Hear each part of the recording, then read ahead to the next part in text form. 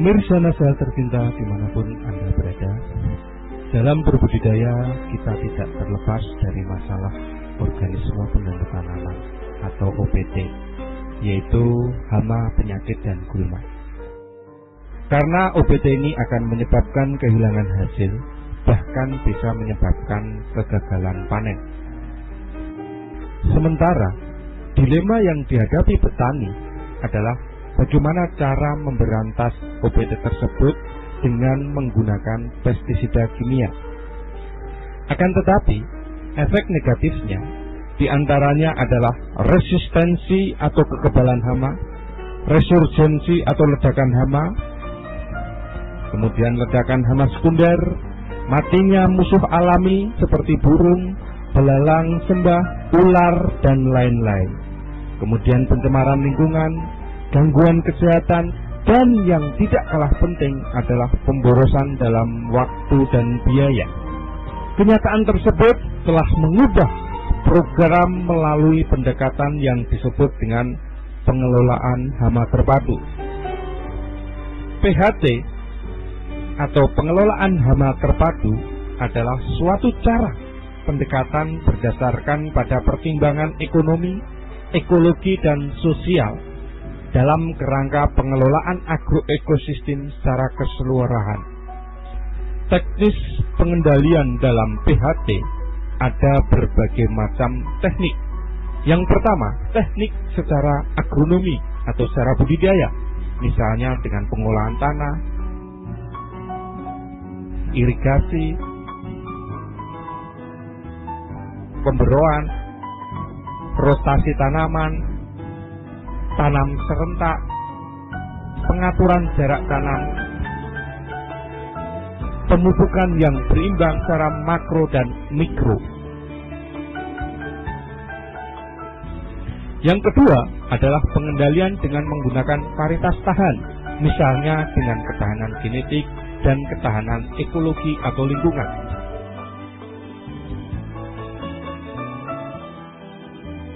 Yang ketiga adalah pengendalian secara fisik dan mekanik, penggunaan lampu perangkat, misalnya pemasangan dengan metilat lem,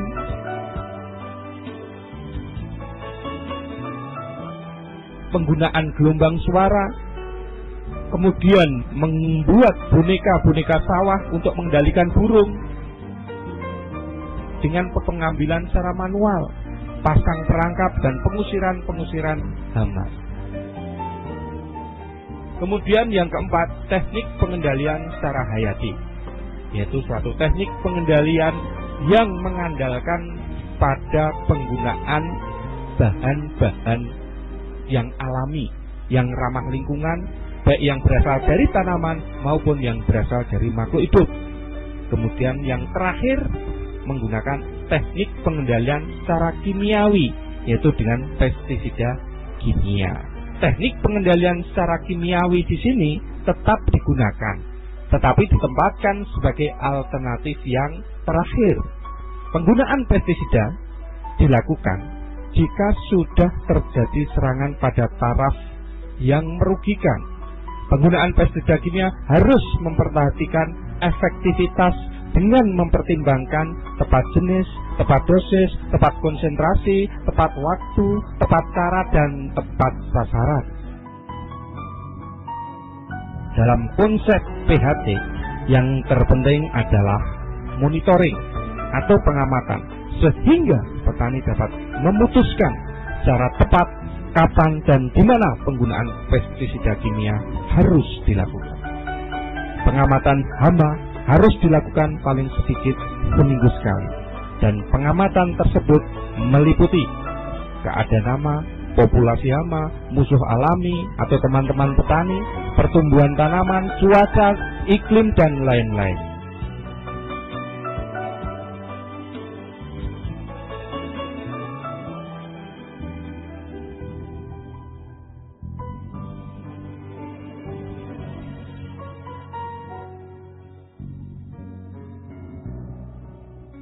Untuk teknologi NASA yang berasal dari makhluk hidup atau mikrobia, kita mempunyai yang namanya natural glue.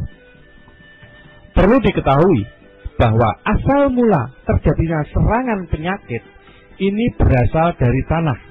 Karena apabila spora yang ada di tanah terkena percikan air hujan atau tertiup angin, dia akan berkembang ke daun, batang, bahkan sampai ke buah. Jadi kalau kita kendalikan sejak awal sumber-sumber patogen yang ada di dalam tanah, maka akan mengurangi serangan-serangan penyakit. Natural Glio merupakan jamur antagonis atau jamur yang mampu mengendalikan penyakit, mempunyai bahan aktif gliokadium dan trichoderma. Natural Glio mengandung 10⁻15 spora per gram dan merupakan jamur yang F1. Natural Glio digunakan untuk mengendalikan penyakit layu karena jamur fusarium, busuk buah pada tanaman cabai, penyakit ngoler pada tanaman bawang, penyakit busuk pada tanaman vanili, jamur upas pada tanaman kopi, ganoderma pada tanaman kelapa sawit, busuk buah kako, dan lain-lain.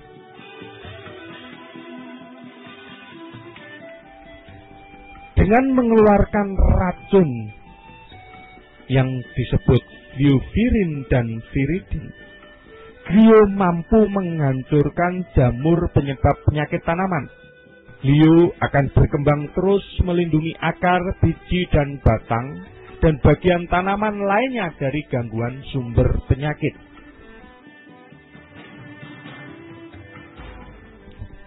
Cara penggunaan Natural Glio. Natural Glio digunakan paling efektif sejak awal sebagai pemupukan dasar. Pertama, kita siapkan dahulu 1 bungkus Natural Glio dicampur 25–30 kg pupuk kandang yang sudah matang atau kompos. 1 bungkus Natural Glio dapat digunakan untuk 500–1000 meter persegi. Setelah dicampurkan dengan pupuk kandang atau kompos yang sudah mengandung Natural Glio tadi, dimasukkan kembali ke dalam karung untuk didiamkan kurang lebih 1–2 minggu untuk mengembangbiakkan spora-spora dari Natural Glio. Yang kedua, Natural Glio selain dapat dicampurkan dengan pupuk kandang atau kompos, juga dapat dicampurkan dengan Supernasa, Osenasa untuk penggunaan sebelum tanam. Caranya, kita ambil air dalam ember kurang lebih 10 liter, lalu kita masukkan 1 sendok Natural Glio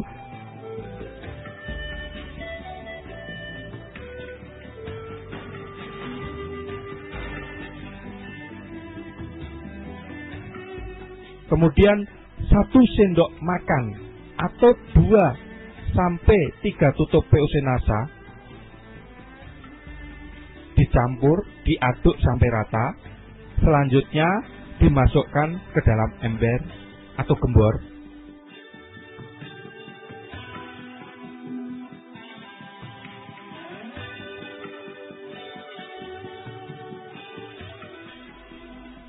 Setelah itu, siramkan larutan Natural Glio tadi dengan Supernasa atau Osenasa ke atas guludan atau bendengan sebelum ditutup mulsa plastik.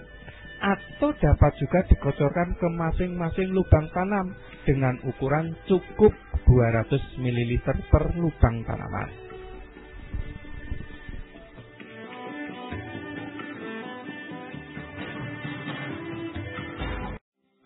BVR adalah jamur entomopatogenik, yaitu jamur yang digunakan untuk mengendalikan hama, di antaranya wereng, walang sangit, kutu-kutuan, dan penggerek batang.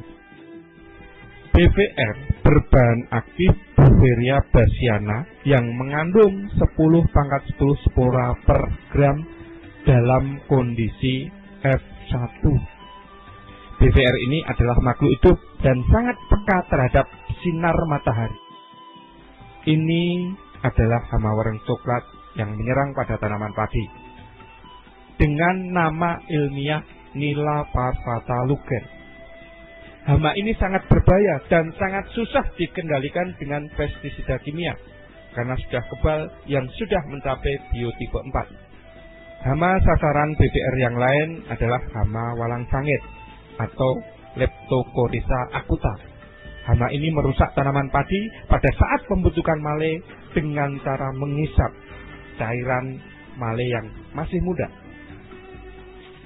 Kemudian ini adalah kutu daun atau apit yang sering hidup berkelompok pada tanaman cabai. Kutu ini menyerang tanaman cabai dengan menghisap cairan daun sehingga daun menjadi berkerut dan timbul warna kuning. Kutu ini sebagai perantara virus pada tanaman cabai atau penyakit keriting pada tanaman cabai, disebut dengan penyakit bule. Hama sasaran BBR yang lain adalah kutu putih yang hidupnya juga bergelombol. Dia akan menghisap cairan daun sehingga akan mengganggu proses fotosintesis. Kutu ini bisa sebagai perantara penularan penyakit embun jelaga. Bagaimana mekanisme kerja dari BVR sehingga dia mampu mengendalikan hama-hama tersebut? Setelah BVR disemprotkan mengenai hama, dia akan menyerang tubuh hama melalui kulit di antara ruas-ruas tubuhnya. Mekanisme serangan dimulai dari pertumbuhan spora pada kulit dan selanjutnya benang-benang jamur akan mengeluarkan enzim kitinase, lipase atau proteinase yang mampu menguraikan komponen kulit hama. Dalam waktu kurang lebih 3 hari, benang-benang jamur itu berkembang dalam tubuh yang selanjutnya memasuki pembuluh darah atau yang disebut dengan hemukul. Selain itu dia juga mengeluarkan racun yang disebut buferisin, leufenolit, basionolit, eseaurolit, dan asam oksalat yang akan menyebabkan kerusakan secara mekanis seperti saluran pencernaan, itin, otot, saraf, dan saluran-saluran pernafasan itu akan rusak. Akibatnya hama akan mati, akan muncul badan buah berwarna putih yang bila terbawa angin atau kontak langsung dengan hama yang lain yang sehat, hama tersebut akan terinfeksi. Demikian selanjutnya, hive atau benang daun ini akan berkembang terus-menerus di alam. Itulah cara kerja dari natural BVR.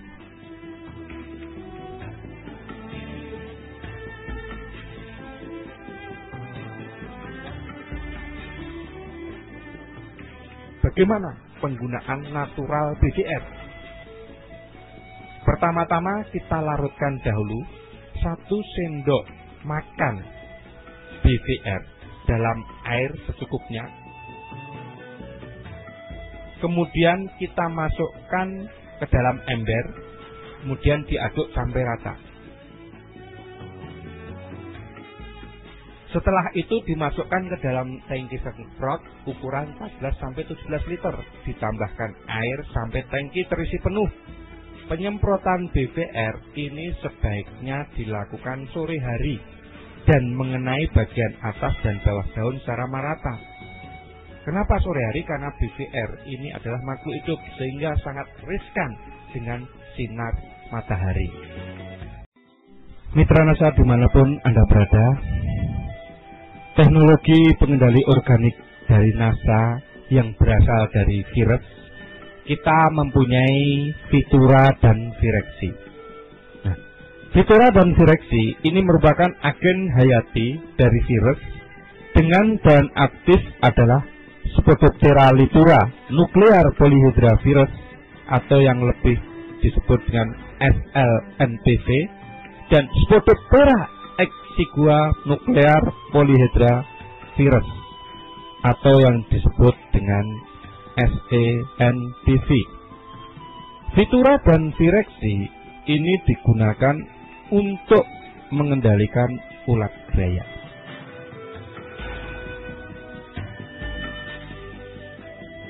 Vitura digunakan untuk jenis ulat graya yang jenisnya adalah Spodoptera litura, biasanya menyerang pada tanaman cabai, sayur-sayuran, kemudian pada tanaman tomat dan lain-lain.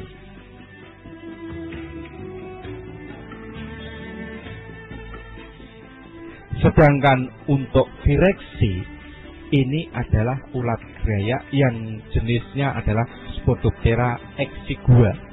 Biasanya menyerang pada tanaman bawang-bawangan seperti bawang merah, bawang putih, bawang bombay, bawang daun. Phytura dan vireksi ini akan menyerang ulat geraya.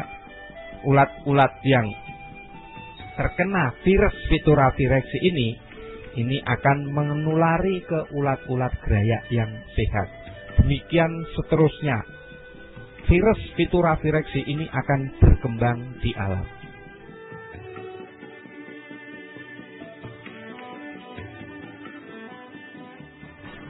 Cara penggunaan, ya, pertama-tama diambil air secukupnya, dimasukkan ke dalam ember, kemudian kita masukkan 1 bungkus Phytura.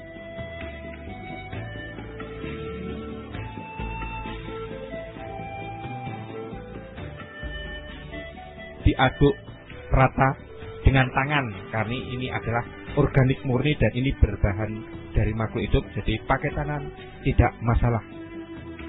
Kemudian dimasukkan ke dalam tangki dan airnya ditambah, ya, dalam tangki semprot hingga penuh. Nah, penyemprotan ini sebaiknya dilakukan sore hari untuk menghindari sinar matahari, dan biasanya ulat geraya ini kan menyerang pada sore hari. Bahkan kalau perlu malam hari ini akan lebih bagus. Penyemprotan dilakukan pada seluruh permukaan daun, baik di bagian atas maupun di bagian bawah daun.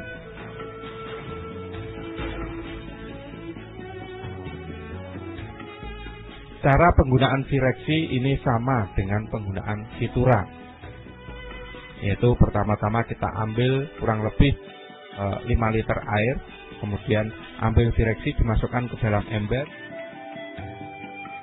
kemudian diaduk sampai rata, kemudian dimasukkan ke dalam tangki semprot ukuran 14 sampai 17 liter.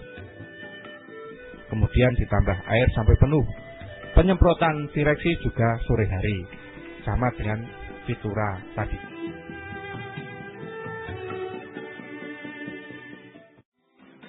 Pestona merupakan pestisida alami yang berbahan aktif asidaraktin, risin, alkaloid, citral, anonain, eugenol, nikotin, axeri oil, eucalyptus oil, dan solvent extraction. Pestona bersifat biodegradable atau mudah terurai di alam. Pestona dapat digunakan untuk mengendalikan hama, walang sangit, wereng, penggerek batang, kutu-kutuan, dan keong mas. Mengapa kita harus menggunakan Pestona? Karena Pestona merupakan pengendali hama alami yang berasal dari tanaman yang dapat bersifat sebagai insektisida dan fungisida alami. Pestona mempunyai senyawa polifenol yang dapat meningkatkan daya tahan tanaman terhadap penyakit. Pestona juga mempunyai efek positif terhadap tanaman dan tahan dalam jangka waktu yang panjang karena residunya mudah hilang sehingga aman bagi manusia, hewan, dan ramah lingkungan. Cara penggunaan Pestona adalah sebagai berikut. Pertama-tama kita ambil Pestona lalu dikocok-kocok dulu, ya. Kemudian ambil 7 sampai 14 tutup per tangki ukuran 14 sampai 17 liter. Pestona juga dapat dicampur dengan pestisida kimia yang lain. Di sini bisa bersifat atau bekerja secara sinergis atau saling bantu.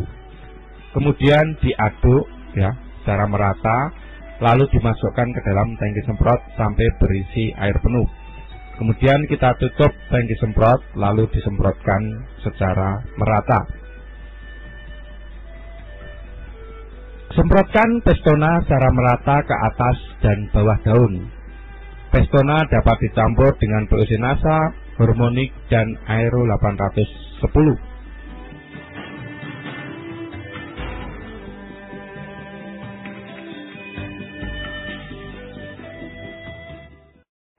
Dalam budidaya tanaman, keberadaan hama merupakan salah satu faktor yang mengganggu usaha kita untuk mencapai produktivitas yang tinggi. Oleh karena itu perlu dilakukan upaya-upaya untuk mengendalikannya.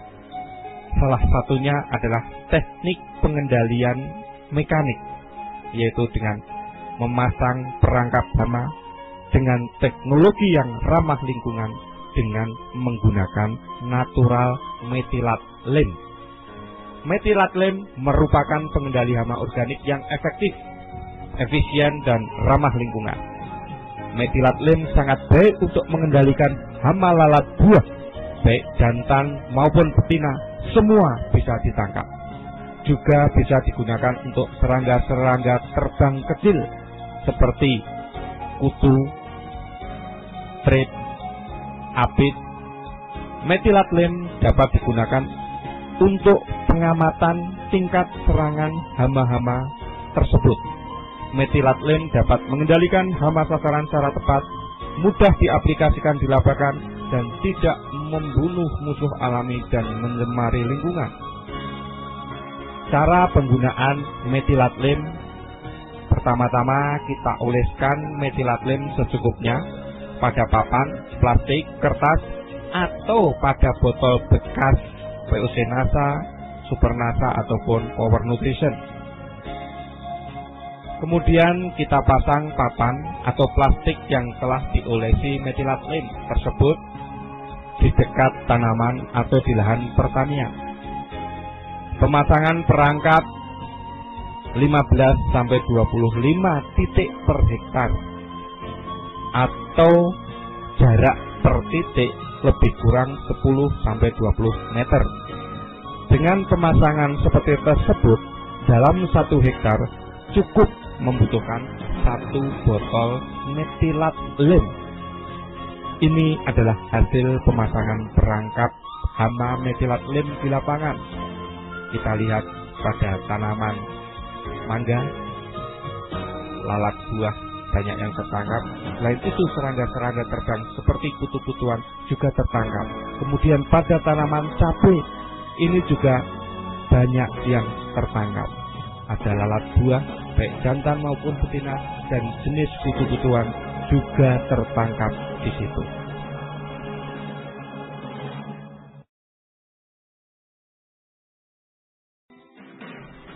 Yang kedua adalah natural pentana. Natural pentana merupakan salah satu alternatif pengendali hama yang efektif, efisien, dan ramah lingkungan. Dibuat dari saripati beberapa tumbuhan khusus dengan proses yang alami. Keunggulan dari natural pentana merupakan pengendali hama organik, mengendalikan hama sasaran secara tepat, mudah diaplikasikan di lapangan, tidak membunuh musuh alami, tidak mencemari lingkungan, dan mudah terurai di alam atau bersifat biodegradable. Natural pentana dapat digunakan untuk mengendalikan hama kutu-kutuan, misalnya apit, trait, kutu putih, kemudian kutu-kutuan yang lain. Selain itu, pentana juga bisa digunakan untuk mengendalikan ulat-ulat. Cara penggunaan natural pentana: pertama-tama kita ambil 5-7 tutup botol natural pentana per tangki, ya ukuran 14-17 liter.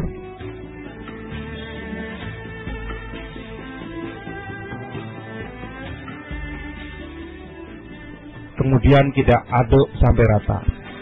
Setelah itu masukkan ke dalam tangki semprot dan penuhi air hingga penuh.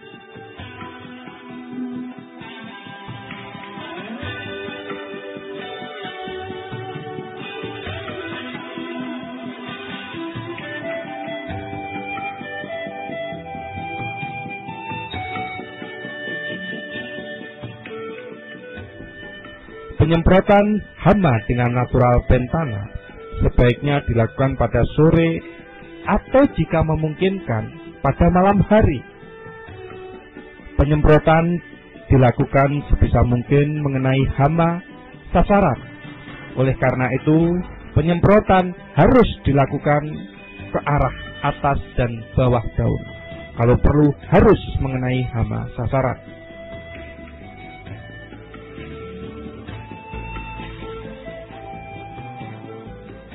Ini adalah salah satu contoh putu-putuan yang akan kita semprot dengan natural pentana.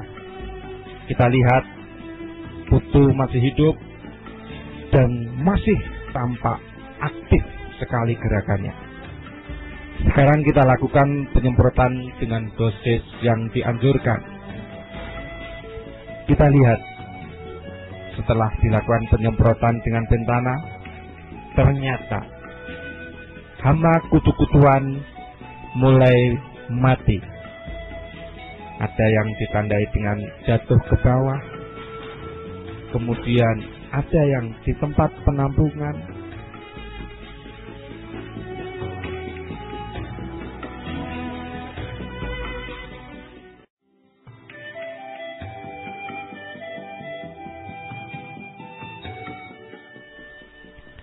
Teknologi NASA yang selanjutnya, kita mempunyai Aero 810.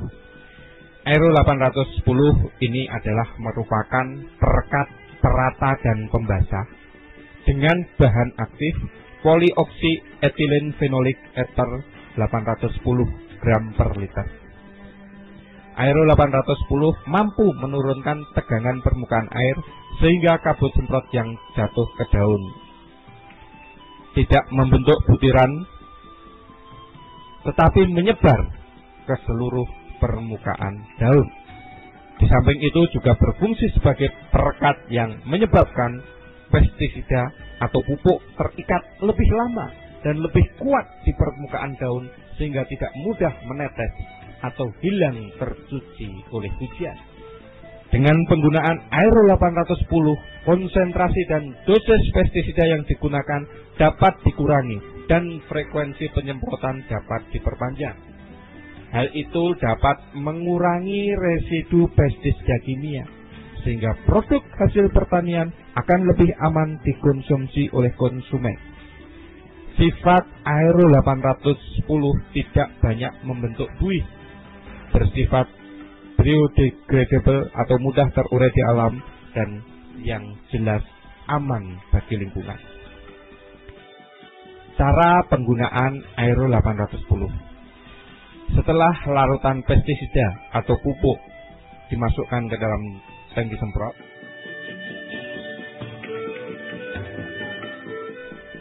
ambil Aero 810 sesuai dosis, yaitu setengah tutup per tangki semprot, kemudian diencerkan dengan sedikit air,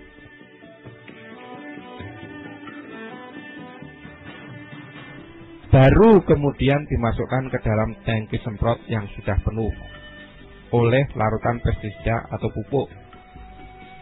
Perlu diingat, jangan sekali-kali memasukkan Aero 810 ke dalam tangki semprot yang masih kosong, karena dapat menimbulkan buih yang berlebihan. Aero 810 dapat dicampurkan pada POC NASA, hormonik, pestona, pestisida kimia, atau pentana.